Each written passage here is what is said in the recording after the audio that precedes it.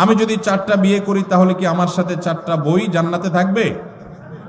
ভাইরা আমার, এই প্রশ্ন যে করছে একটাও তার কপালে এখন জুটছে কিনা আমার সন্দেহ আছে। এরকম বেশি বেশি ইটিস পিটিস করার লোকগুলোর আলামত বেশি ভালো হয় না, সাধারণত ব্যতিক্রমও আছে। তো যাই হোক ভাই, আপনি নিজের জান্নাতের চিন্তা চাইতে 4 বউয়ের জান্নাত নিয়ে চিন্তায় আছেন। মানুষ কত রকমেরই থাকে মাশাআল্লাহ। তো এটা নির্ভর করবে আমলের উপর ভাই। আপনার বউ 1 জন না 2 জন 3 জন না 4 জন, এটা ইস্যু না। ইস্যু হলো যে সবাইকে জান্নাতি বানাতে পারলেন কিনা, আপনি নিজে জান্নাতি হতে পারলেন কিনা। যদি সবাই জান্নাতি আমল করেন তাহলে সবাই জান্নাতে যাবেন। আল্লাহ না করুক যদি 2 জন জান্নাতি আমল করেন তাহলে 2 জন জান্নাতে যাবেন। যে জান্নাতি আমল করবে সেই জান্নাতি যাবেন। আপনি নেককার মানুষ হলেন, আপনার বউ 4টা হলো 4টাই একেবারে বাই ডিফল্ট ফ্যামিলি মেম্বার হিসাবে অটো পাস পেয়ে যাবে। দুনিয়াতে অটো পাস আছে, আল্লাহর কাছে অটো পাস বলতে কিচ্ছু। যার যার আমল করি তাকে পার হইতে, দুনিয়াতে মামু খালুগিরি চলে, আখিরাতে আল্লাহর কাছে চলবে।